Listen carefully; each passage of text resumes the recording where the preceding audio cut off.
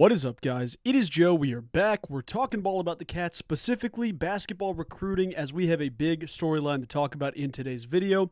Before I do get into things here, let me tell you this. If you like the channel, if you like K-State Athletics, be sure and consider subscribing because it does help me out immensely as we continue to grow this channel.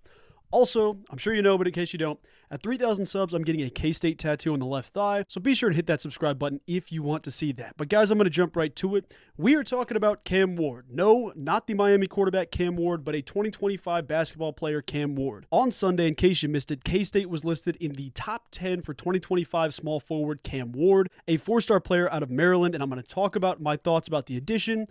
He's set for an official visit. We'll talk about that as well. We got a lot to discuss in today's video, so we appreciate having you here on the channel. But let me start off here by telling you a little bit about Cam Ward. Now, I'll give you the lowdown on him a little bit, and then I'll start tossing some highlights up like I normally do in these videos. But with Cam Ward, he's a four-star prospect out of Upper Marlboro, Maryland. He's the 48th ranked player in the country, the 15th ranked player at his position, 14th actually, and the second ranked player in the state of Maryland. Now, similar to that of Malik Thomas, Cam Ward released his top 10 cutdown list, and he basically discussed the 10 teams he's interested in an interview. We'll talk about what he said about Kansas State. But the 2025 four-star released his list. I'll read it to you here now. He's got Vanderbilt on there, Michigan State, Florida State, Marquette, Alabama, Notre Dame, Mississippi State, Maryland, Virginia, and of course the Cats. Shout out K-State. But those are his top 10. He's got a couple of big names in there. Obviously, Alabama's probably the one that stands out alongside K-State. And then he's, from Maryland, so that's always a concern if you're going to go back to that area, Maryland, Virginia, a couple of other schools. But as I talk about Cam Ward, I'm going to toss a couple minutes of highlights up here so you get a feel for his play on the basketball court. Now, as I'm talking, I want to give a shout out to On Three's Joe Tipton. The dude's just the guru for everything, knows everything, talks to everyone. It is what it is. That's who he is. And he recorded an interview with Cam Ward where he talked about a couple of his schools. And let me read you what he had to say about Kansas State because I am absolutely in on this quote. He talked about K-State saying, "I love Kansas State.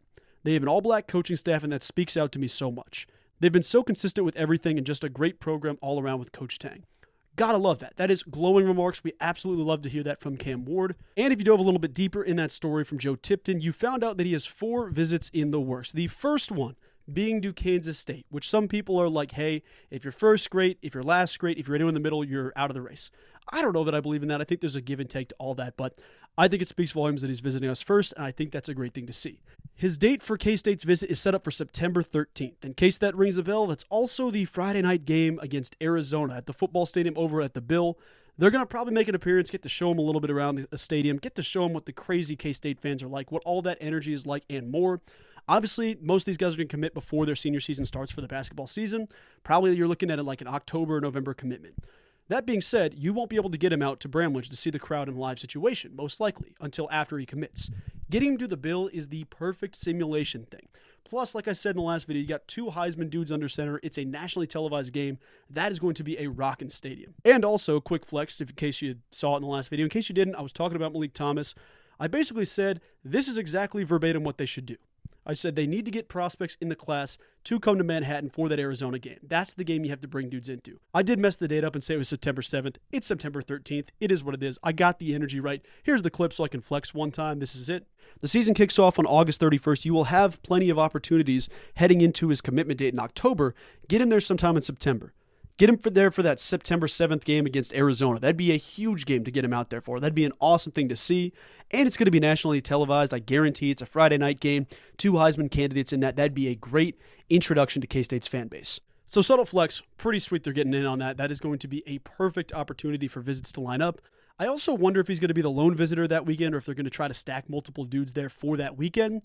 It's going to be interesting to see what happens there, but I think it's something definitely to capitalize on and look into. Now, about Cam Ward, I've got a couple of different thoughts I'm going to share here just as we continue to roll down this list. A lot of people have been asking because I think it's interesting to say, like, hey, K-State is really pushing for some of these top 2025 prospects. Some people are saying, if we have, there's been 4 big names or 5 big names that are all linked to K-State, vice versa, whatever the case is. People are saying, well, we're recruiting a lot of freshmen. We got 1 kid on the roster last year. How are we recruiting 5 different guys now? First of all, I have a good feeling, and I don't know if it's actually set in stone yet. I could be completely wrong, but I think it's pretty much done. They're adding 2 extra scholarships for every basketball program in the nation, going from 13 scholarships to 15. Keep in mind, I could be wrong on that, but I'm pretty sure that was something to do with the house settlement, whatever the case is, adding more scholarships, and that incentivizes recruiting freshmen. Because you can afford to take 3-4 guys as freshmen that maybe this guy sees the court and starts for you, maybe he doesn't play that much. You can add the varying degrees of playtime there and still afford to get good dudes to the portal, get some college basketball experience, and go from there. That being said, you do not pass on a top 50 prospect. If a dude's interested in you in that category, you go get him. So shout out Cam Ward for including the Wildcats, man. He is the perfect fit. He strikes me as a guy that is game ready early on. I know that's not going to be the case for just about anybody. I don't want to make it sound like that, but there's an elite group of guys in this. And if you're a top 50 freshman, I get it. That makes sense. I'm not throwing anything, ridiculous out there to say that, but Cam Ward is a dude that could genuinely play really early on in his career and could have a large, sizable impact. I'm sure Coach Deng has all this stuff, figured out in his pitch of what the freshman season looks like into the sophomore season, if he's a one-and-done guy. Whatever the case is, you're going to show up every single day and you're going to compete. Cam Ward's size already makes him college basketball ready. That is something that can't be discounted. Being 6'7", 210 as an incoming freshman, that's a big deal and something to keep in mind. That being said, this would be a massive addition in the class, and I want to take it one step further. Jerome Tang has won national championships at Baylor. But he was also there for the dark ages, right, of, okay, we have to figure out how to take this program from a historically, underperforming program coming off, big scandals, different things going on. How do we take this program and make it where we want it to be? A national championship contender every single season. Jerome Tang found a way to do that alongside Scott Drew. Over his 2 decades in Waco, they went through the reins. They did every single checklist item that they had to do. This feels like the next checklist item at K-State, bringing in consistently impressive prospects as freshmen as well as just through the portal. You can rebuild through the portal, you can rebuild through freshmen. There's a million different ways to make a roster. But bringing in more high-profile guys early on in the career is going to make that destination more of a, oh, you went to Kansas State? I know, this guy that went to Kansas State. It's going to establish that idea of, okay, I know David Castillo, he went there, he had a great career, went to the NBA. Or I went to this school, had a freshman come here and did this XYZ thing. These guys are all building blocks in the foundation. Cam Ward adds more to that wall. Like every single brick in the foundation is going to get bigger and bigger, and more freshman kids are going to be interested in coming to K-State. So a big deal there. I was interested to see as well the All Black staff thing come up again. I think that really speaks volumes for a lot of these kids, man. It's one thing to just have the best interests of your players at heart, but also understand the background, understand the community, understand, how to hold each other accountable, and be at that loving stage where, hey, I love this kid to death, but I also want to hold him accountable in his own times. Malik Thomas had a similar quote to that where he mentioned that as a really cool selling point. So a big part of the K-State culture that's been a really integral piece since Jerome Tang's gotten to Manhattan. So something else cool that's really standing out to prospects, guys in the portal as well, mentioning something similar. But as far as who you have to beat out here, you're going to probably go toe-to-toe with Alabama. We've had that in the portal already. We've seen a little bit of that here and there. There's other teams on this list. Maryland's going to be a factor because it's a hometown team that he grows up probably a big fan of. It's something to follow there. Virginia's an impressive program, but there is no reason K-State can't win this recruiting battle. This dude would be a perfect fit in Manhattan. He's a talented guy. He can come in immediately, provide a spark for you energy-wise, and that's something you can absolutely see on the film. He is a good basketball player. He's going to develop into a great basketball player, and he absolutely can do that at Kansas State. For the programs he's visiting, those are probably the big factors. The 4 I did mention, but I think he's going to have a great college basketball career, and you really hope it's at Kansas State. I mean, he's a kid that could step in and really compete for a starting job early on in the career, and I'm excited to see what's ahead for him. But it is definitely something where you continue to see Jerome Tang and the cast get into these top battles for these 2025 guys. I don't know when the first guy's going to commit, the first guy's going to be, ready to roll, but getting him on campus for September 13th, I don't know how you get to the Bill, hear the crowd rocking on a night game in the Bill. Friday night, you've got Avery Johnson versus Noah Fafita, 2 guys going for the Heisman. That game's already got to be sold out or pretty dang close to it. It's going to be impossible not to feel the passion and energy that K-State fans have in that environment. So I'm super pumped that the coaching staff did that and got him there at the right time.